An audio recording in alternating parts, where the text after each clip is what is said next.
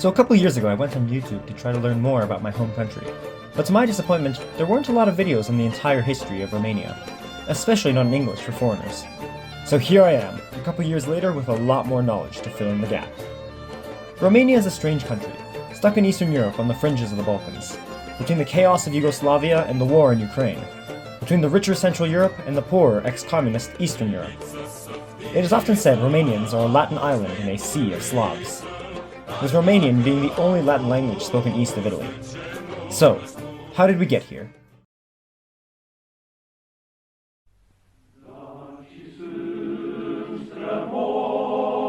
The history of Romania begins with two different groups, the Romans and the Dacians. The Romans were a group that spoke an Italic language known as Latin, with their ethnogenesis beginning in the Italian peninsula. Meanwhile, the Dacians are a little more mysterious. The Dacian ethnogenesis seems to have begun with the mixing of Celtic invaders from the west with the local Dava population of the Carpathians. The Dacian language is mostly unknown, with only small bits still living on to this day thanks to the Greek scribes. However, it is thought Dacian was a subgroup of Thracian, and in the same Sprachbund as Illyrian, supported by the similarities between modern-day Albanian and Romanian. The final problem is the name of the Dacians. The Greeks and Romans would also call them Getai, and even others would call them names such as Carpi, and eventually, Vlachs. On the 21st of April, 753 BC, the twins Romulus and Remus would go to create the city of Rome, which over the years would expand as a kingdom, until Lucius Junius Brutus would go on to lead a revolt to overthrow the king, forming the Roman Republic, which would expand its power over the Mediterranean until under the leadership of Caesar Augustus, it was transformed into the Roman Empire. Around the same time, in the Carpathians, the Dacians would be establishing a massive empire across the Carpathian mountain range. While we don't know the date that the Dacians first established their kingdoms, we know that by the time of Julius Caesar, the various Dacian tribes were united under one kingdom by the Dacian king Burebista, who was one of Caesar's many rivals, and ruled from around 82 to 44 BC. While Julius Caesar was busy Weni Widi Wikiing Gaul, Burebista was conquering his way from the Balkan Mountains and modern-day Odessa to the end of the Carpathians. During the civil war between Caesar and Pompey, Burebista would support Pompey after Pompey congratulated the Dacians on conquering the Greek colonies along the Black Sea. However, Caesar would win against Pompey, and begin to turn his ire towards the barbarians of the Carpathians, becoming increasingly aware of the strength that united Dacian Empire posed to Rome, and begun to plan an invasion. However, on the Ides of March 44 BC, Caesar, such as any good ruler, would be famously backstabbed by his Senate, who believed Caesar was gaining too much power, beginning a time of dread as many factions all fought to secure Rome, with Augustus eventually defeating both the conspirators and Cleopatra and Marcus Antonius. Similarly, at around the same time, Burebista, such as any good ruler, would be assassinated by his aristocracy, who grew fearful of the centralized power in the king's hands. However, this resulted in the empire dissolving, and a few successor Dacian kingdoms remaining. It would be amiss for me not to mention, in my mind, the first Romanian, Publius Ovidius Naso, or Ovid, the famous poet, who in 8 AD would be banished from Rome to the city of Tomis, now Constanza, where he would learn Dacian and become so fluent that he would say, "It seems as though I have forgotten the Latin language, and I have learned to speak like the Getae and Sarmatians." For the most part, the status quo remained for the next 100 years, as Augustus's imperial successors continued the expansion of the Roman Empire, and the Dacian states continued to be decentralized. However, this would change with the ascension of Decebal, or Decabulus, to the Dacian throne, who moved to centralize the many Dacian states. During the reign of the Emperor Domitian, in 85 AD, the Dacians would move to attack the Roman Empire in Moesia, modern-day Bulgaria, outmaneuvering the Romans and managing to kill the regional governor, Oppius Sabinus. The Emperor Domitian would resolve to deal with the matter himself, arriving in Moesia and expelling the Dacian forces. However, as he returned to Rome to celebrate a triumph, his Praetorian prefect, Cornelius Fuscus, would attempt an invasion of Dacia and be utterly defeated at the Iron Gates of Transylvania, where Fuscus would be killed and 4 to 5 legions would be defeated. Domitian had to deal with other issues, including revolts along the Rhine, so he sued for peace with the Dacians, recognizing Decabulus as a king and paying him a handsome amount of sesterces. However, with the accession of the second of the 5 great emperors, Caesar Nerva Trajanus, the Optimus Princeps, all of this would change. Trajan turned his gaze to Dacia and began the invasions of the Dacian heartland. The Dacians were seen as mighty warriors, possessing the strength of 10 men, with the Dacian falx being such a deadly weapon that the Romans had to modify their uniforms to counter it, as the Dacians would use it to strike over the Roman shields and tear through the top of the shield and the helmets of the Romans. The Dacians also had access to some of the largest iron and gold mines in Europe, and a relatively modern military force, all while being on the defensive in territory they knew well. Trajan was going to annihilate them. In his first war against the Dacians, honestly, not much happened. Dacia became a client kingdom of Rome, and Apollodorus of Damascus would construct a bridge across the Danube to ensure the Romans could respond if the Dacians revolted. However, in Trajan's second war with the Dacians, the Romans would go in for the kill.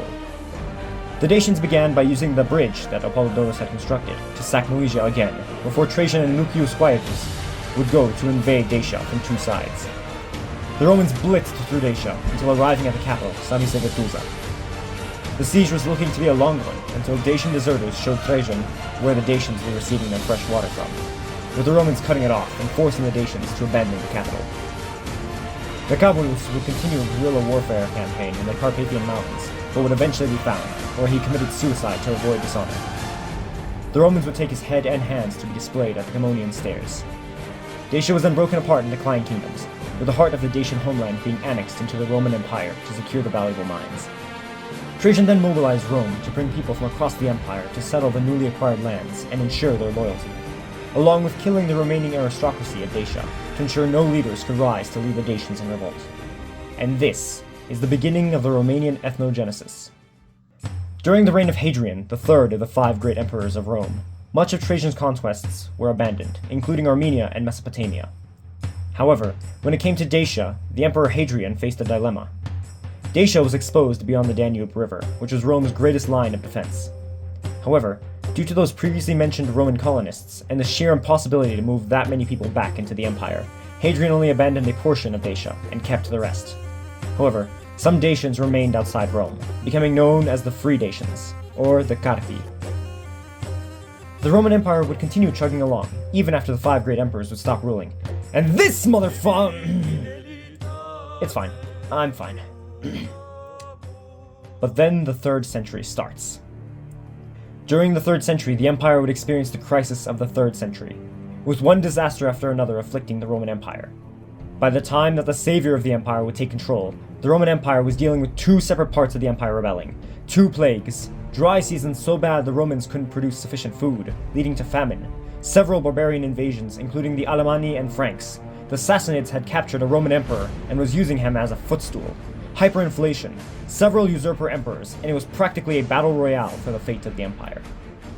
However, then, Lucius Domitius Aurelianus Restitutor Orbis, a cavalry officer from Moesia, would be acclaimed emperor, going on to vanquish the pretenders in Italy, then slaughter the Vandals in the Balkans, to crush the Germans as they invaded Italy, clamp down on corruption and attempt to lower the inflation of the currency. He went to eradicate the Goths, to decimate the Palmyrene and Gallic empires, then finally to overrun the Persians. Aurelian snatched the empire from the brink of death, and had restored the world. However, it didn't come without sacrifice, as Aurelian had to remove his troops from the province of Dacia to reconquer the empire, which led to the abandonment of the province in 271 AD. However, in a propaganda move, Aurelian renamed part of Moesia, modern-day Serbia, to Dacia, known as Dacia Aureliana. Then there might have been a usurper emperor in Dacia named Spontianus, we don't really know.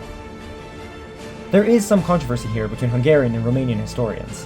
While Romanians say that the inhabitants stayed in Dacia, and Aurelian didn't bring all of the Romans out of Dacia, citing the previous example of Hadrian saying it wasn't possible, the Hungarians say that all inhabitants were evacuated to the provinces of Pannonia and Moesia. Now, this is obviously in debate so that either side can claim they were in Transylvania first, which is a stupid argument, but I think that a mix happened, with some Romans abandoning the province and moving to Moesia while many stayed in Dacia, as by this point the anarchy was so hectic in Rome that people didn't even realize Rome had abandoned them. Maybe I'll make a whole video on this topic at some point. Regardless, we know that some Dacians remained in the empire and some remained outside of it. Then, like all good rulers, the restorer of the world would be assassinated by the Praetorian Guard, leaving his wife, Ulpia Severina, to take over. A Romano-Dacian, Ulpia would rule Rome during the Interregnum, and would be the only empress of the classical Roman Empire. Then, however, Aurelian's veterans would take control, and under the reign of Diocletian, the Tetrarchy was established. During this, two of the Tetrarchs, Galerius and Licinius, would both be Romanized Dacians. However, soon after, Constantine the Great would reunite the empire and move the capital to Constantinople. Around 300 AD, the Romans would also go on to settle many Carpi from outside the empire into the empire, particularly in Moesia. During this time, the lands that would become Romania was under the control of the Gepids and Visigoths, which would dominate the territory until the arrival of the Huns, who would begin the fall of the Roman Empire, before Pope Leo the Great would stop Attila's rampage, causing Attila to die mysteriously a few weeks later. Then on September 4th, 476 AD, the Roman Empire would be dissolved, as the Imperial Regalia would be sent to Constantinople, signaling the end of the Western Roman Empire. However, in the east, the Eastern Roman Empire, or the Byzantine Empire, lived on. In a military campaign against the Avars in 587, the Byzantine army would be camped north of the Balkan mountain range, when a local recruit uttered the phrase, "Torna, torna, frate," which those of you who speak Latin already know isn't proper Latin, which would have been "Vertis, vertis, frate," but is closer to the Romanian "Întoarce-te, întoarce-te, frate." Yep, the first mention of the ethnically unique Romanians.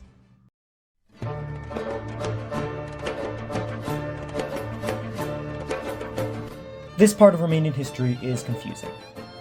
It has to do with two major factors. The first being that we have very few sources about the Romanians at this time, especially north of the Danube River, as the Byzantines were too busy with talking about what was happening inside the empire. And the second reason being this word here, Vlach. Vlach is an exonym, potentially coming from many different sources. Some argue, however, that it comes from a Celtic tribe, the Walhaz, which was taken into Proto-Germanic and came to mean stranger, and later, Latin speaker, which was then passed into Proto-Slavic, and then finally Byzantine sources, where it's first used by the Byzantines between the 8th and 11th centuries. The Strategikon of Kalkamenos describes this. "I give you and your offspring this advice, since the race of the Vlachs is entirely untrustworthy and corrupt, and keeps true faith neither with God nor with the emperor, nor with a relative or a friend, but endeavors to do down everyone. Tells many lies and steals a great deal, swearing every day the most solemn oath to its friends, and violating them easily, performing adoptions of brothers and baptismal alliances, and scheming by these means to deceive simpler people. It has never yet kept faith with anyone, not even with the earlier emperors of the Romans. After being fought by the Emperor Trajan, they entirely wiped out. They were captured, and their king, the so-called Decabulus, was killed, and his head was fastened on a spear in the middle of the city of the Romans. These are the so-called Dacians and Bessi." So I guess the art of Romanians stealing things is as old as the Romanians themselves. But this source does confirm that the Vlachs were the descendants of the Dacians, and that they came from north of the Danube. Except we run into a few problems, those being predominantly the A-Romanians. The A-Romanians are a group of Romanians that today live in the area of North Greece, Albania, North Macedonia, and Bulgaria. They speak a dialect of Romanian. The Romanian language is known as Daco-Romanian, while A-Romanian and Meglano-Romanian are slightly different, having been influenced more by the Slavs and Greeks of the south, and not the Slavs and Hungarians that the Romanians got influenced by. However, Byzantine sources often point to these groups and consider them the Vlachs, even having several Vlach homelands in Greece, including Megale Vlachia in Thessaly and Magna Vlachia in modern-day North Macedonia. Then there is also White Wallachia in northern Moesia, and let's not forget that Dacia Raliana is still a thing. In addition, there is also the Istro-Romanians of the Eastern Peninsula of modern-day Slovenia and Croatia, and none of these in the actual modern state of Romania, or where Dacia used to be. So yeah, it's complicated. And then we come to the point in European history when a myriad of different migrating groups from the east would decide that they wanted a piece of Eastern Europe. I mean, who wouldn't? You get to deal with all this!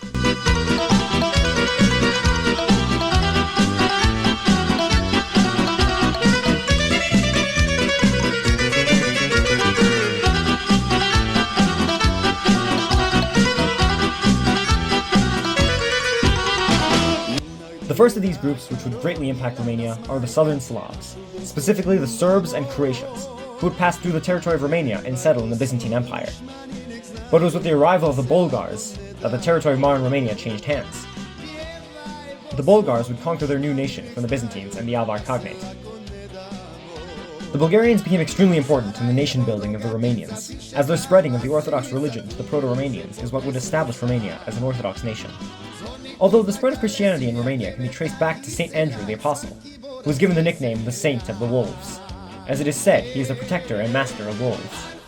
St. Andrew is said to have spread Christianity in Scythia, which many interpret to mean Scythia Minor, otherwise known as the territory of modern-day Dobroja, sometime in the 1st century. Although it wasn't until the Bulgarians spread Orthodoxy that Christianity became the predominant religion in the area. Along with the Christian faith, the Bulgarians also brought the Cyrillic alphabet in order to teach the Bible, which switched to the predominant writing method in Romania from the Latin script to the Cyrillic script. It also changed the Romanian language to have more Slavic influences, especially in matters pertaining to religion. And then we come to the Hungarian invasions. Beginning in the 9th century, the Hungarians, or Magyars, came from the east and began their conquest of Eastern Europe, as they also wanted a piece of this Balkan goodness. But unfortunately there are no surviving sources from the Hungarians during this time. However, there is one source that claims to be written from a source from around the time. The infamous Gesta Unorum et Hungarorum, or The Deeds of the Huns and Hungarians, written by an anonymous writer in the 13th century, because the page with his name on it was lost to history. The Gesta writes about how the Hungarians invaded the Pannonian Plain, and outlines the exact groups and peoples that they fought against to secure their new state, including, of course, the Vlachs. Now then, this source is controversial, with both sides either supporting it or denying it based on their agenda. The Gesta is known to have a lot of flaws in its telling. However, many of its claims have also since been proven true as well, such as the invasion route that the Hungarians took through the Carpathians. One criticism that doesn't work, however, is that some people say that the Gesta is not referring to Vlachs, and instead is referring to a Turkic tribe, because it calls them Blacori. However, later sources, including the Pope, also called the Vlachs Blakis. So this one is just another naming confusion. But according to the Gesta, when the Hungarians came into Transylvania, they found several local kings who all happened to be Vlachs. These would include Glad, a voivode, or king, of Banat, Gelau, a voivode of Transylvania, and Menumorat, who ruled between Transylvania and the Tisa River, although Menumorat might also have been a Khazar. Regardless, the Hungarians took over the Carpathian Basin, and in 1000 AD established the Kingdom of Hungary. And then, in 1111 AD, the Principality of Transylvania was established under the Kingdom of Hungary. Transylvania is born. Other sources from around the time, including the Russian Primary Chronicle, would also substantiate the Gesta's claims, although it claimed that the Yugoslavs were actually the first in Transylvania. Then the Romanians moved in and took it from them, and then the Hungarians arrived after. So, there's another interpretation if you want. However, around the same time, in 1185 AD, two Vlachs, Theodore and Asen, would ask the Byzantine Emperor to enlist them in the army and grant them land. But in response, the Emperor slapped Asen across the face, which Asen replied to by starting a massive uprising in North Moesia, which would lead to the creation of the Second Bulgarian Empire, otherwise known as the Empire of Vlachs and Bulgars, whereby the rulers referred to themselves as the kings of Vlachs and Bulgarians, and foreigners, such as the Mongols and Arabs, referred to it as the Empire of Vlachs. However, over time, the empire would become more and more dominated by the Bulgarians, and the Vlachs fizzled out as the Bulgarians lost control of their territory north of the Danube. At around the same time, in the 12th century, the Hungarian king Geza II would invite many Germanic settlers from the Holy Roman Empire to settle in Transylvania in order to protect Hungary from invading Asiatic tribes, and also bring in Germanic and Central European culture to the region. These Germans would later be called the Transylvanian Saxons, and would play a huge part in the history of Romania, especially around a very special voivode. Then we come to a weird part of history. A myriad of sources from around this time attest to Romanians being everywhere, from modern-day Transnistria and Odessa, to modern-day Czechia and Austria, to modern-day Greece and Croatia, along with a mention of the city of Ochakiv as being one of the first cities where Romanians became a unique ethnic group. The large spread of mentions is mostly because any Latin speakers were called Vlachs. This included the Franks, the Italians, and any other Romans left over that spoke Latin in the east of Italy. So were all of these Romanians? No, definitely not. But if the A-Romanians and Istra-Romanians are still Romanian, who knows? Cântecul cu bată vina In 1237, the Mongol invasions began, as the Mongols marauded their way across modern-day Russia and Europe, proving themselves the exceptions to every rule. In Transylvania, we have folk stories about how this was when the chimney cake, or kyortos, was invented, as the Hungarians and Romanians attempted to outlast the Mongols in siege, but started running out of food. However, they had to convince the Mongols that they could outlast them. So they started wrapping their bread around chimneys to make the bread hollow, but make it look like they had loads and loads of bread, which caused the Mongols to leave, realizing they couldn't lay siege to them. But hey, that's just a story. When the Mongol hold over Eastern Europe started waning, the Hungarians made a push across the Carpathians, attempting to establish client kingdoms across the mountains as a cushion for Hungary. However, in 1310 AD, a ruler named Radu Negru, or Radu the Black, is said to have rebelled against the Hungarians and defeated their armies. Then his son, Basarab I, or Basarab the Founder, went to establish Wallachia, or Tsara Romanska, the Romanian state, as an independent entity. And then, in around 1347, the Hungarians tried to again in the east, sending Dragos Voda to establish a vassal east of the Carpathians, only to face the same result, as Bogdan of Cuhea, also known as Bogdan the Founder, took control of the vassal and made Moldova independent. Now, the three Romanian principalities are all in play. However, there were more than just these Romanian states, as before Wallachia, there was the state of Ilaut, which was chronicled as a black state that fought the Mongols in modern-day Oltenia, along with Severin, a state in modern-day Banat, and Maramuresh, modern-day Carpathian Ruthenia, although both Severin and Maramuresh were vassals of the Kingdom of Hungary. By 1390, the map of Romanian states looked like this, with Wallachia securing suzerainty over the county of Vidin. Meanwhile, Moldavia became a vassal of Poland. In 1397, Mircea cel Bătrân, or Mircea the Elder, ascended the Wallachian throne. He would go on to bring Wallachia to its territorial height. He enacted a myriad of economic reforms, increasing the state budget and increasing trade with Poland and Lithuania. He established the citadel of the Iron Gates across the Danube and increased the strength of the Grand Army. He also firmly established Wallachia as an orthodox Christian nation. What's not to love about the guy? In 1388, he gained control over Dobroja and gained a large coastline on the Black Sea. Then, in 1389, he took over the Banat of Severin, taking South Banat. He also gained suzerainty over the Timok Valley around the same time, and even was granted rule over parts of Transylvania. However, at the same time, the greatest threat that Europe had yet faced was beginning to rear its head. In 1299, the Ottoman Empire was established, and began to conquer the Byzantine Empire and across the Balkans. By 1400, the Ottomans started banging on the Romanian Principalities' doors, taking Dobroja by 1419 and having Wallachia as an on and off vassal. Meanwhile, in Hungary in 1409, Hunyad Castle in modern-day Hunedoara was granted to the Hunyadi family by King Sigismund of Hungary. According to the majority of contemporary sources, the Hunyadis were a Romanian or Vlach family. This would culminate with the birth of János Hunyadi, or Ion de Hunedoara, who would become a key figure in fighting off the Ottoman Empire. In 1446, he became the governor of Transylvania, a Romanian now in charge of Romanian land. Crazy. In 1454, the holy city of Constantinople fell to the Ottoman Empire, under the rule of Mehmed the Conqueror. Now that's a pretty fucking cool name, I'm not gonna lie. With the Roman Empire dead, Mehmed turned his gaze north. This resulted in the famous Siege of Belgrade. The Ottomans began to swiftly conquer Serbia. Meanwhile, Hunyadi would prepare Belgrade for siege. In 1456, the Siege of Belgrade officially began, only lasting 3 weeks. Hunyadi managed to repel the Ottoman invaders and inflict a devastating loss to Mehmed the Conqueror. However, the victory would be short-lived, as Hunyadi would be afflicted with the plague and die shortly afterward. However, he had held Serbia independent for the time being.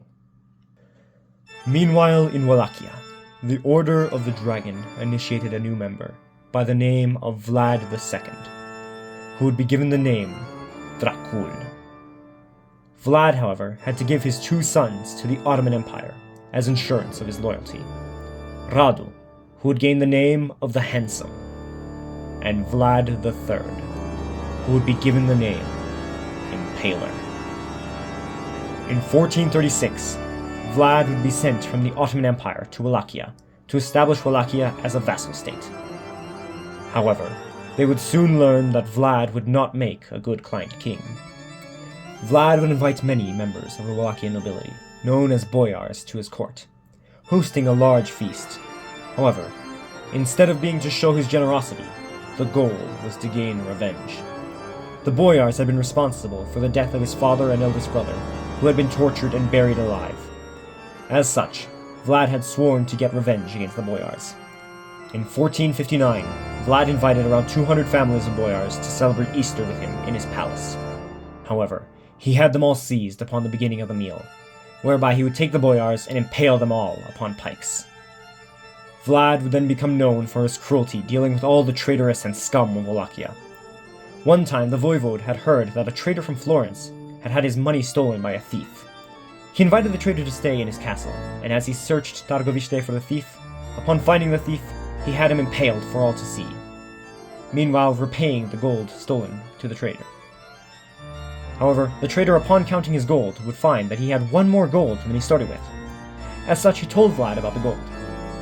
Vlad responded by saying that the traitor may go in peace, for if he had attempted to hide this fact from Vlad, he would have also been impaled along with the thief.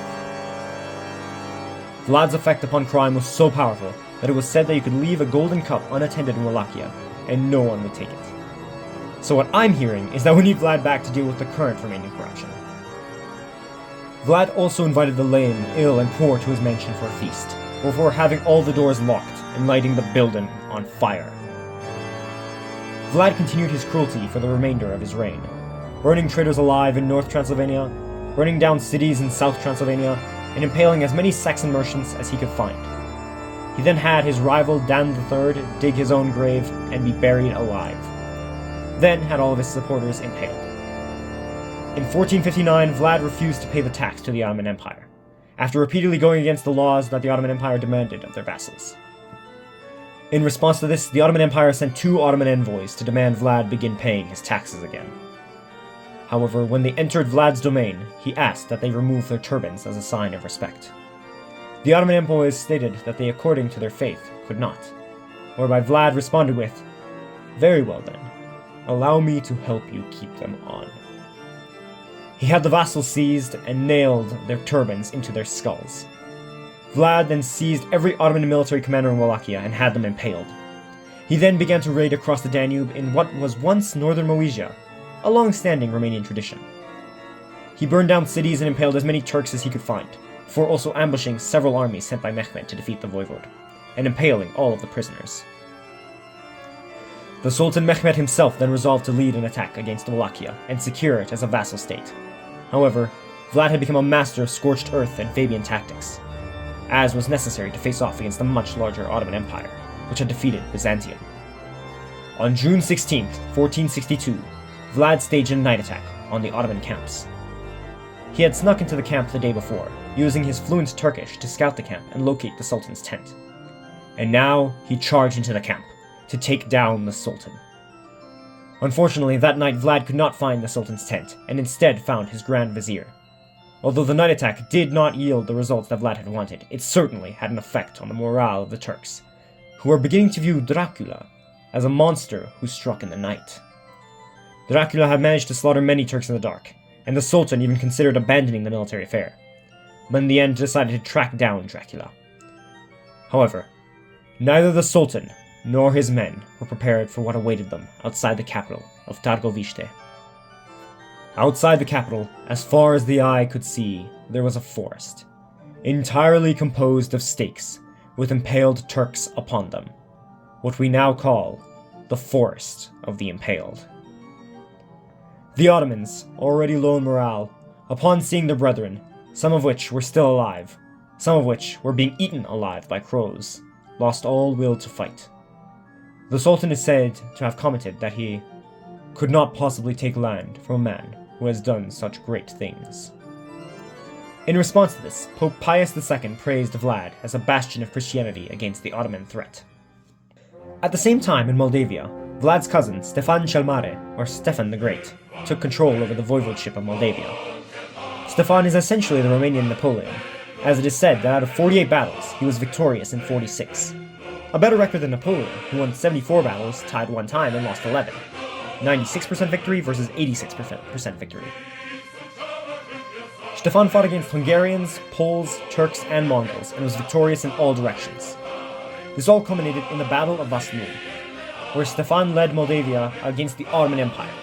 Moldova, with some help from Poland and Hungary, had a total force of around 40,000 to 50,000 troops, against the Ottomans, who had upwards of 120,000 troops. Led by Suleiman Pasha, one of Mehmed's generals, the battle occurred during the misty morning, in a valley that favored the defending side, with mountains and hills surrounding the location, which limited both sides to line of sight.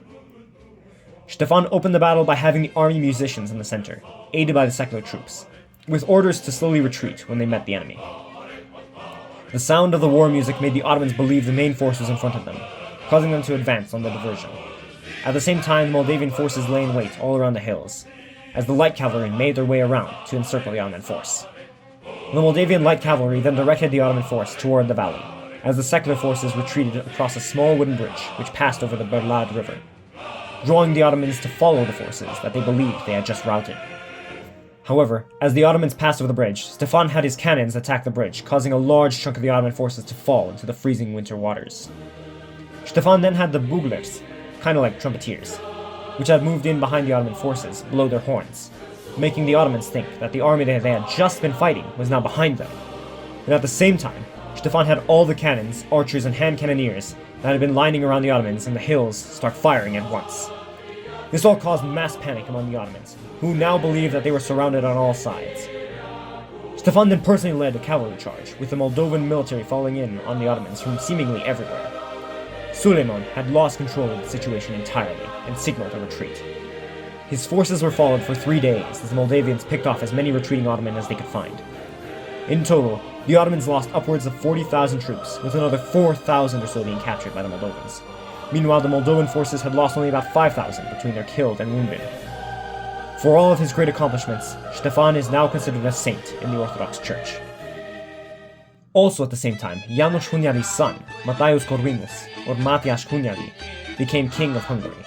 However, he would prove to be of no help against the Ottoman Empire, and kind of a jerk in general, and instead fought against Bohemia and Austria. He did, however, create the largest standing army in Europe, known as the Black Army. Then back to Vlad, who, like any good ruler, would be betrayed by the boyars and fled to Transylvania to seek refuge with his cousin, Matthäus. However, Corvinus then imprisoned him and used him as a threat against any who came to his realm, threatening to release Dracula from his cell. He would eventually release the voivode, who, with the help of Stefan V Batory, the voivode of Transylvania, whose last name some of you might recognize, returned to Wallachia and regained his throne. However, again, like all great rulers, he would be betrayed once more and be beheaded by the Ottomans. Dracula has gone down in history as perhaps the most famous Romanian for good reason. His cruelty has been immortalized by the Transylvanian Saxons, who slandered him in any way they could, including tales of him dipping his bread in his impaled victim's blood, him being a demon who would fear crucifixes, and a monster who struck at night and avoided the daylight. Sound familiar? Yes. It was these tales that would go on to be taken by Irish writer Bram Stoker and incorporated into the famous novel, Dracula. Essentially mixing the tales told of Dracula with the Romanian strigoi, a sort of vampire werewolf monster that was the living dead and could be warded off by garlic. Following the death of Dracula and Stefan cel Mare, both Wallachia and Moldavia would become vassals of the Ottoman Empire, retaining control over the internal matters of the states, but relinquishing external decisions to the Ottoman Empire. In 1526, the Ottoman Empire struck at Hungary, taking Transylvania and making it a vassal state, while annexing Banat. Then, in 1542, the Ottomans took a majority of Hungary under their direct control, leaving only Slovakia as a vassal state, known as North Hungary. A worse insult for the Slovaks I could not come up with. However, in 1593, Mihai Viteazul, or Michael the Brave, would take control of Wallachia and sought out to expand his control.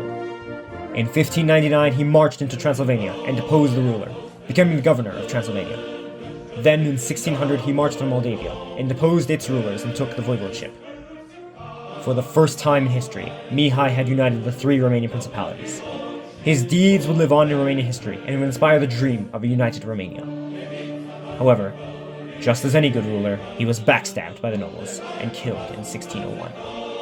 However, those nobles had the backing of the Ottoman Empire, Polish-Lithuanian Commonwealth, and the Holy Roman Emperor, who all viewed a rising power in the Carpathians as a threat to their position. Throughout Ottoman rule in the Balkans, many groups of people who lived in the Balkans refused to become slaves to the Ottoman Empire. who had a habit of kidnapping young boys and girls to either become soldiers in the Ottoman Empire, known as janissaries, who were essentially brainwashed to become killing machines for the Sultan, or brides for Ottoman nobles as an attempt to forcefully assimilate local population. A term we now call genocide, something the Ottomans will prove quite proficient in. But some groups would resist, becoming known as Haiduci, or Haiduks. Essentially the Balkan Robin Hood and his merry men. These groups, around 100 men, would maraud their way across the Ottoman Empire, stealing and killing local Ottoman rulers, attempting to weaken the Ottoman hold in the Balkans. This was when a famous Serbian nicknamed Baba Novak would lead a group of Serbians and Romanians against the Ottoman Empire. He fought under Mihai Viteazul and was given around 2,000 men to liberate major cities across modern-day Romania. However, as any good leader, he was backstabbed by the nobles and boiled alive. In 1529, the Ottoman Empire had expanded to the point of threatening Austria, culminating in the Siege of Vienna, where the Polish winged hussars ended the expansion of the Ottomans and began their steady decline. 100 years later, in 1688, the Hungarians, under a personal union with Austria, took control over Transylvania, incorporating it into Hungary again. Hungary then also snatched a part of Wallachia, known as Oltenia, in 1716, returning it in 1739, but taking a part of Moldavia, known as Bukovina, in exchange in 1775. Then, in 1804, Austria made its personal unions official by establishing the Austrian Empire, having Transylvania administered as a region under the empire, instead of a part of Hungary. And the Romanians cheered. Then, in 1780, the Russian Empire began to think up an idea. Under Catherine the Great, Russia planned to attempt to conquer the Ottoman Empire, and instead re-establish the Byzantine Empire under a Russian ruler in its place, based in Constantinople. The plan also called to take on the Romanian Principalities and unite them into a united Dacian state. However, these plans did not gain the backing of the international community, and in the end were not achieved. Although, in the same decades, the Russians began the colonization of southern Ukraine, and invited many Romanians from Moldavia and Wallachia to come and inhabit the area. Many Romanians also went on to become Cossacks, including Ion Petcoava, Grigor Loboda, Ion Sarcu, Danila Apostol, and more. Then in 1805, Russia and the Ottoman Empire went to war. What is this, man, the 8th time? Yeah, I checked. However, this time, the spoils of the war were the Romanian Principalities, as Russia annexed half of Moldavia, the territory known as Basarabia, in 1812. In 1848, there were uprisings in Moldavia, Wallachia, and Transylvania. Huh, weird coincidence. It's almost like someone helped fan the flames. But either way, the uprisings were all crushed. However, 10 years later, in 1859, Alexander Ion Cuza was elected to become king of both Moldavia and Wallachia.